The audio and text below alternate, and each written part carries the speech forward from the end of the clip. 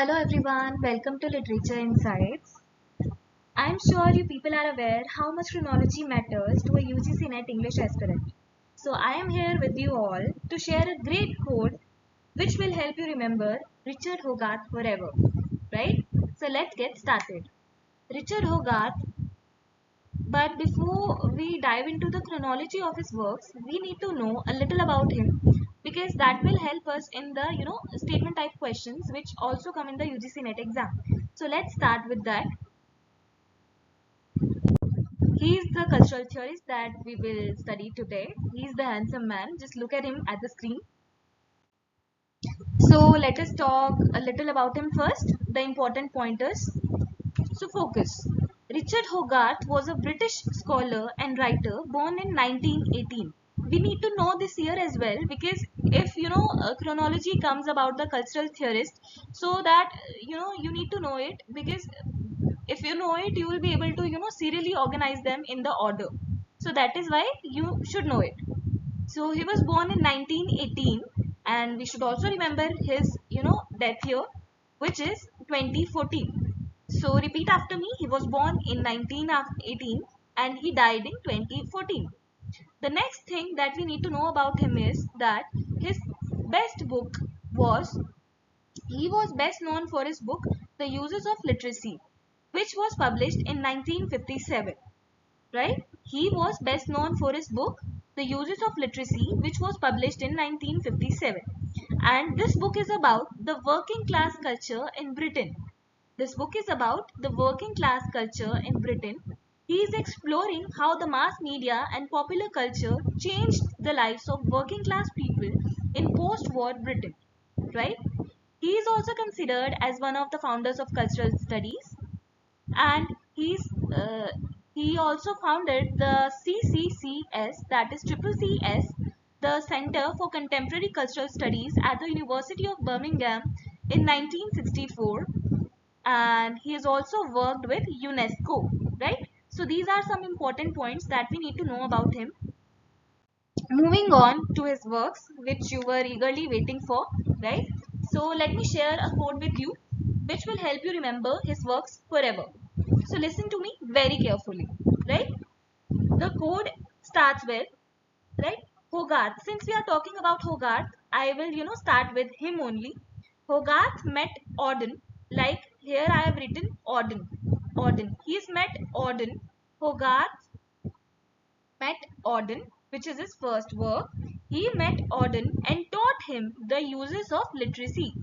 First work is he met Auden and taught him the uses of literacy. Since Hogarth was teaching literature, now that you know that we are doing cultural studies as a part of English literature because we are studying that in net. So Hogarth is doing here is Hogarth met Auden. And he taught him the uses of literacy because Hogarth was teaching literature. Then he also taught him about the higher education and cultural change. Then he also taught him about the higher education and cultural change. But suddenly what he did was he suddenly shifted his perspective to contemporary cultural studies. He suddenly shifted to contemporary cultural studies. Then Right. Then he shifted to contemporary cultural studies as he thought of speaking about society. Right. First work is speaking about society and literature, speaking about society and literature because Hogarth believed that his only connect to society was cultural studies. His only connect to society was cultural studies, and since he talked about society, he had to talk about its expansion and diversity. He had to talk about its expansion and diversity, and in that diversity, he found an idea. In that diversity, he found an idea and its servants. He found an idea and its servants. And his English temper rose. What happened? His English temper rose. Then he talked about the future of broadcasting. Then he talked about the future of broadcasting with the British Council. Then he talked about the future of broadcasting with the British Council. Then first he talked about the future, and when he was talking about the future, he reminisced about the worst of times. He reminisced about the worst of times, about the Great Depression of Britain, right? Then he reminisced about the worst of times, and after Britain, he talked about an idea of Europe. After Britain, he talked about an idea of Europe and called it a local habitation. And called it a local habitation, which talks about liberty and legislation as a sort of clowning. Which talks about liberty and legislation as a sort of clowning. Then he thought of an imagined life.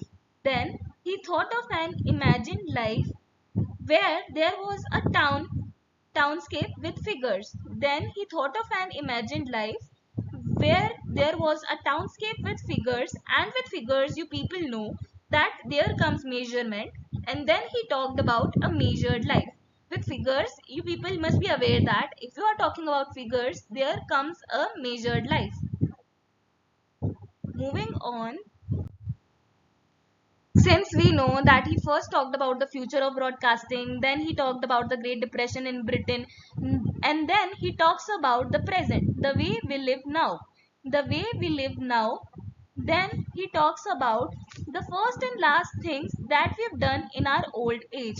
That we have done in our old age in the two worlds, in everyday language and everyday life, in the two words, in everyday language and everyday life. Then finally, he talks about mass media in a mass society. Finally, he talks about the mass media in a mass society and promises to keep promoting working class culture forever. And promises to keep promoting working class culture forever. So once again, I am repeating the code. Please listen to it carefully. Hogarth met Auden and taught him about the uses of literacy, since Hogarth was teaching literature. He also taught about higher education and cultural change. He also taught about higher education and cultural change and suddenly shifted his focus to contemporary cultural studies. As he thought of speaking about society and literature. As he thought of speaking about society and literature, he believed that cultural studies was his only connect to society. He believed that cultural studies was his only connect to society. Now that Hogarth talked about society, he had to talk about its expansion and diversity. He had to talk about its expansion and diversity, and in that diversity, he found an idea. And in that diversity, he found an idea and its servants. Hence, his English temper rose. So he started talking about the future of broadcasting with the British Council. And while talking about the future, he remembered the worst of times like the Great Depression in Britain. And after Britain, he talked about an idea of Europe and called it a local habitation, which talks about liberty and legislation as a sort of clowning. Then he thought of an imagined life where there was a townscape with figures, and with figures come measurement. Hence, he talked about a measured life. He started with the future, like the future of broadcasting. Then he thought about the past, like the Great Depression. And now he is coming to the present, like he talks about the way we live now. And he also talks about the first and the last things that we people do in our old age, in the two worlds, in everyday language and everyday life. He talks about the first and the last things we do in our old age, in between two worlds, in everyday language, in and everyday life. And finally, he talks about mass media in a mass society. Finally, he talks about mass media in the mass society and promises to keep promoting working class culture forever. And promises to keep promoting working class culture forever. So that's it for the video. And if you like this video, stay tuned for more chronology videos. I'll be coming up with that very soon. Thank you.